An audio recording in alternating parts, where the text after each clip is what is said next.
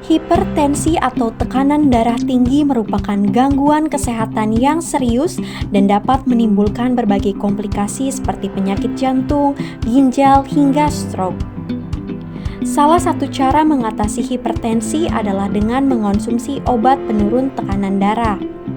Namun, tak jarang masyarakat lebih memilih mengonsumsi makanan atau tanaman herbal tertentu yang dipercaya dapat menurunkan hipertensi. Lalu sebenarnya bagaimana efektivitas tanaman herbal dalam mengontrol tekanan darah tinggi? Sahabat Kompas.com, mari simak pembahasan mengenai hipertensi bersama dokter spesialis jantung dalam video berikut ini.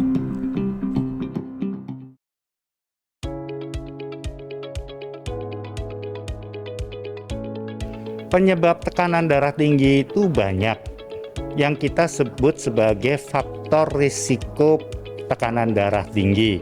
Misalnya hipertensi. Kedua, usia. Makin tinggi usia, makin tinggi tekanan darah. Kemudian kegemukan, konsumsi garam yang tinggi. Jadi itu semua adalah faktor risiko yang kita sebut, bisa juga disebut sebagai etiologi, penyebab. Dan itu harus diatasi kalau mau menurunkan prevalensi. Itu satu-satunya. Jadi sebelum terjadi tekanan darah tinggi.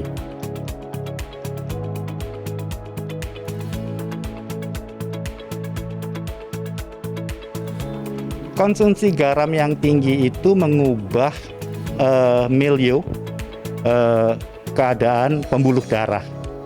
Dan itu yang menyebabkan tekanan darahnya tinggi, dan itu berhubungan dengan penebalan dari otot dari pembuluh darah. Itu yang membuat tekanan darah tinggi. Itu yang menghubungkan garam dengan tekanan darah tinggi. Salah satunya dan yang paling besar.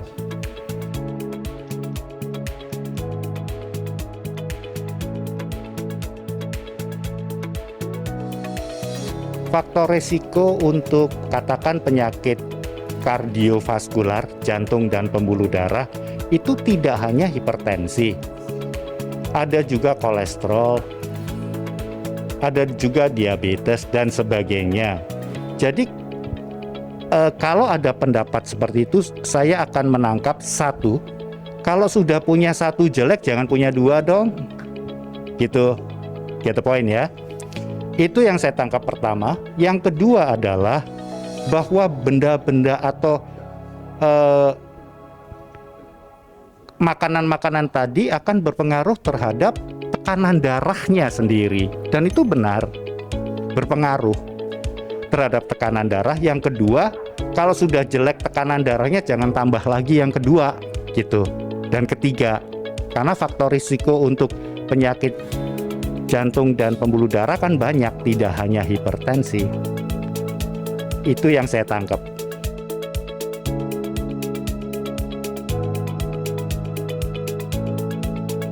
Saya nggak tahu, saya hanya akan menjawab yang saya tahu, dan yang saya tahu adalah penelitian yang baik.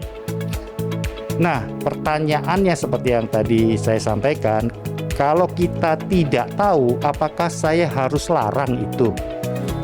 Maka jawabannya adalah, kalau saya tidak tahu, saya akan lihat apakah herbal dan ramuan-ramuan itu baik untuk penyakit lain.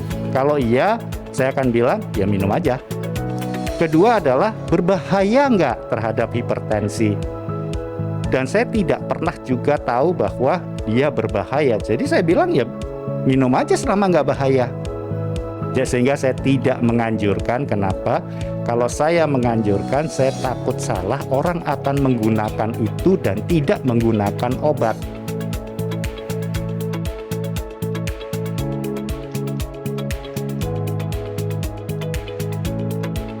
Konsumsi makanan yang baik tadi sudah dijelaskan adalah isi piringmu. Jadi harus jenis dan jumlahnya itu seimbang. Oke. Dalam hipertensi ada yang disebut sebagai diet DASH DASH. Ya, itu diet DASH itu ya sama, gulanya seberapa, kemudian garamnya, ya, karbohidrat itu.